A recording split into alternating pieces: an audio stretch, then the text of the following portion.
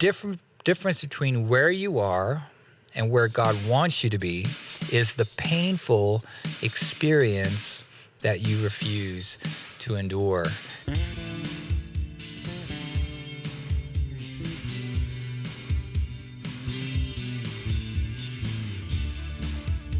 Hey, welcome to Whitefields Community Church Sermon Extra. Great to have you with us this week. And we are in our Easter series, and we had a guest speaker this week from Reliance Church in Temecula, California, Pastor Ted Leavenworth, and he taught on John chapter 21, entitled, "What Race Has God Marked Out for You?" And so if you missed that message, really good message, get over to whitefieldschurch.com and you can download it there.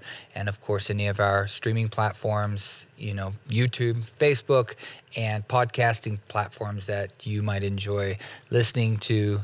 And of course, we just love for you to interact with the content any way you can, whether that's just right now, subscribing, giving us a thumbs up, sending a comment, question, or whatever it may be, or rating and reviewing on any of the other podcast apps. And that certainly helps us out, helps us. What we're trying to do here is to provide gospel-centered, Christ-centered answers to questions people might be typing into their search engines. And, especially around this time, what does Easter mean? What does God want for me? What is this all, where am I going in my life? And so we can be able to provide those kind of answers for them. And so we found ourselves in John chapter 1, of course, is a post-resurrection meeting of Jesus and the disciples. And, first of all, we find Jesus there meeting his disciples. It's kind of almost a redo of what happened when Jesus first called Peter. He meets them again and say, "Hey, Peter, go out. They've been fishing all night." Peter's like, what? Of course, he's wondering what happened. They're still probably in kind of the stupor of what has happened. The one they've been following for 3 years has just been brutally crucified, and now his body's disappeared. And, probably all those things that Jesus said were like ruminating, and now he appears to them. And Peter's like, Jesus is like, again, go out, cast your nets, and they catch those 153 fish, and then Jesus cooks up a great breakfast for them. And then, of course, the interaction, the 3 times that Jesus talks to Peter about, do you love me? And just the Greek words for love, and that was a great, basically mirroring the 3 times that Peter had, denied Jesus. Jesus then asked him those 3 questions, and that's just a great interaction. And then, of course, it finishes with, which kind of speaks to a little bit about the title of, Peter, Jesus speaks to the road that was marked for Peter. This is the path that God has for you. And Peter's like, well, what about John? And Jesus is like, well, it's not for you to know what's going to happen to John. And so that was just a great sermon, great way, one of those post-resurrection meetings. But what we wanted to look at today and kind of stew on maybe a little bit is just a phrase that Pastor Ted spoke about towards the end of the message. And I just wanted to kind of talk about this because it was a great thing. And everybody talked about this particular phrase, and that is the difference between where you are and where God wants you to be is the painful experience that you refuse to endure. And so we just want to talk about that a little bit today. What there's so many things to unpack there, especially it just seems to, resonate, but it's like, ouch, I wish it didn't have to happen, kind of thing. Yeah, I think that's a really good phrase. And I think that's true. Like oftentimes God is calling us into things that to do that step, take that step of faith is going to involve some degree of pain, hardship, etc.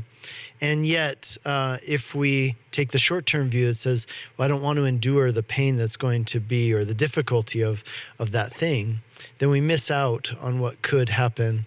I remember talking to a friend who, he was a bit older than me. This was when I was younger, and I got married fairly young, had kids fairly young, and he was like, how could you do that? Like, it just seems like such a burden, right? To like be married, have kids. And I said, yeah, but you don't understand. Like the reason people do this is not because it's like a bummer. The reason people do it is because, yes, there's a lot of work involved. You know what? And your heart, you'll be more hurt in these relationships than in any other relationship in your life. And yet the highs are higher as well, right? You get to experience a depth of love that you would have never experienced otherwise. And I think that that's true in many areas of life. I think that you can see that, like I always talk about Hebrews chapter 12, right? It says that for the joy that was set before him, Jesus endured the cross and despised its shame. But think about that. In order for him to take hold of that joy, he had to go through the process of the cross, which is clearly a process that he would have preferred to avoid, right? We see that in the Garden of Gethsemane. And yet he said, Father, not my will, but your will be done. And as a result, he got to experience the joy and the glory. Well, in the same way, I mean, I think that any process of growth that God calls us into will involve some degree of pain, even if it's just the pain of humiliation or humility that comes through learning something, acknowledging that you didn't know something, or that process of learning. That can be a painful process, even in its easiest forms. But you think about other things, think about, starting. We're in a church that was started, it was planted some years ago. And I've been through the process of planting a couple churches. And I got to tell you, that's a hard slog. Oh, yeah. It's not easy.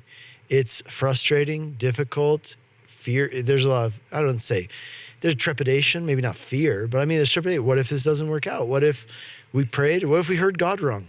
If he wanted us to go to Albuquerque, we went to Timbuktu, right? I think that there's a lot in there. And yet, as you walk with God and as you're led by the Spirit, you don't get to experience other things unless you go through those hardships. So I think it's a great point. I was thinking about some people in the Bible who went through hard things in order to attain what God had called them to do. I think about Jonah, right? So initially runs away. And Jonah's a great story too, and I'll tell you why in a second. But he runs away to avoid the hard thing God is calling him to do. In the end, God, of course, brings him back to the shore. He gets barfed up on the shores of the Sea of Galilee, and then he ends up, but the hard thing, what is it? Walking to Nineveh, the fear of facing these people who don't like people like him, of preaching this message, etc. There's a lot of hardship and difficulty and pain involved in this. But here's why Jonah is such a brilliant story too, is because in his rebellion against God, he also suffered, right? He suffers these storms, difficulties at sea. He suffered the inner turmoil of knowing that he was disobeying God. And of course, the turmoil of the sea and the fish and all that stuff, right? So I think that's an interesting point to bring in here as well, is that, okay, if you try to avoid the painful experience that God is calling you through to do what he's calling you to do, it's not like you're going to avoid pain. You're just going to experience it in a different kind of way. And in some ways, even if you're going through a hard thing, knowing that you're doing what God wants you to do, that gives you a really sense of peace, right? And like tranquility, even in the midst of a storm.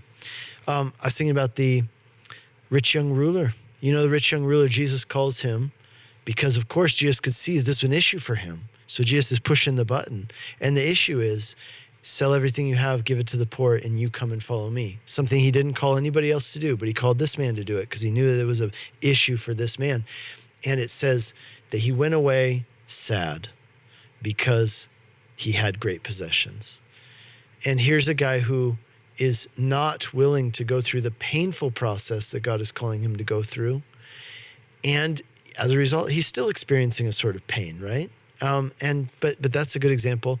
And I'm sure that we could think of others, right? Paul, the apostle, going out to on these missionary journeys, facing things where he says in 2 Corinthians, it was so hard that I wanted to die. It was so hard that I wanted to die. And yet it taught me to rely on God and not on myself. Yeah, I mean, the two come to my mind for me are Joseph and David, mainly because I think of the idea that they were in circumstances they didn't necessarily create. And what happens when you're in that painful thing that you didn't necessarily bring on yourself, but there's the option to tap out. There's the option not to have integrity. There's the option not to be dependent on the Lord. There's the option just to kind of bow to it and like, okay, well, I'm just not going to push forward. And you think of Joseph, just every step, and he of course, he can't see the future of where he's going to be, but you just kind of see him just walking with the Lord, making decisions in the moment, as wisdom is given to him by the Lord, and just, as he makes those steps and, finally gets to the place that God has called. David, of course, 20 plus years before he would see the kingdom. And I'm sure that was like, hey, I was anointed king. Like, everybody knew what happened to David when Samuel dumped all that oil on his head. That was like, I'm sure, the talk of the town. This is the next king, in opposition to there's a king already on the throne, But at some point he could have tapped out and said, okay, fine, Saul, I really don't want to be king. But he continued through the caves, through the, all the crazy people God sent for him to mentor and disciple, kept moving, remaining with integrity, to the point when he finally became the king that God had called him to be. So, so those are the two characters that came to mind. And the word that comes to mind, I think, too, in this is the idea of wisdom, learning. You learn wisdom so that when you do get to that place that God has called you, you're prepared for what that might be that God's called you to do. I think that's a great, so... Yeah, and I think you can follow through the Psalms. Yeah. I'm trying to remember, I think it's Psalm 107, but also in Psalm 119, the longest psalm in the Bible and the longest chapter in the Bible. But you can see this recurring theme that's found in the Psalms, which is that it was through hardship, trial, and difficulty that the psalmist grew to know things about God that he couldn't have learned otherwise. And in many ways, as much as we don't like those things, and I think rightly so, right? Like, I'm not saying that you should like hard things in your life. I think that part of what we call eschatological hope of the gospel is the end of pain, right? And yet, in this life, right, there are things that we learn about God and ourselves and life and wisdom that can't be attained in almost any other way. And so that's like we think about Hebrews 13, don't despise the discipline of God. What is the discipline of God? Well, it's sometimes when God allows you to experience the consequence of your actions, or he allows you to experience some kind of hardship or difficulty in order to train you and teach you. And it says there that if someone has a father who doesn't discipline them, then their father doesn't love them, right? And you have a loving father who allows you to go through these things, but he walks with you through the valley of the shadow of death. He holds your hand. He'll never leave you or forsake you. He'll go with you through the deep waters and all these things because he's leading you to something, both to do inside of you and to do through you. That's a beautiful thing, and it's a good thing. So it's a great quote from Pastor Ted on Sunday. Definitely something to ruminate on and think about. Yeah, no, I really, people were talking about that difference between, I'll just say it again, difference between where you are and where God wants you to be is the painful experience that you refuse to endure. And just, one is a closing thought, I think one other important thing was Jesus' interaction at the end with Peter, and the takeaway was that we're not all called to run the same race. And of course he used, Jim Elliot, who's of course martyred for the faith. There are those that are called to be martyred for the faith. Billy Graham, he was called to preach to millions. We're not all called to preach to millions, and then what about you? What are you called to, And I think that was also an important lesson that we're all marked for a different race, for different purposes, for God's glory. And what are we doing with what God has given us? I can't remember exactly who it was, but I think this lesson for me came perfectly clear in Lucy's interaction with Aslan, and I can't remember which book it was, but she asked the same question, like, what about Peter? Mm-hmm. And I remember reading this, and it was obvious a reference to this, but it became super clear in the idea of the story that you're called for this, Lucy, and you're not, I'm not called, and I just, okay, sometimes you just need it to be brought down to the level of a fifth grader, to truly understand it, that because we are jealous, right? Yeah. Hey, what about John? Hey, what about him? Why? He's doing great things. Why?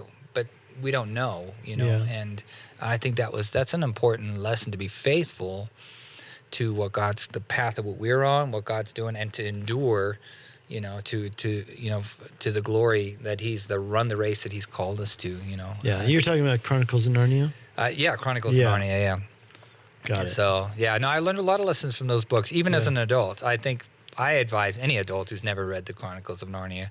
There's so many. He does a masterful job of bringing some very deep, theological ideas out.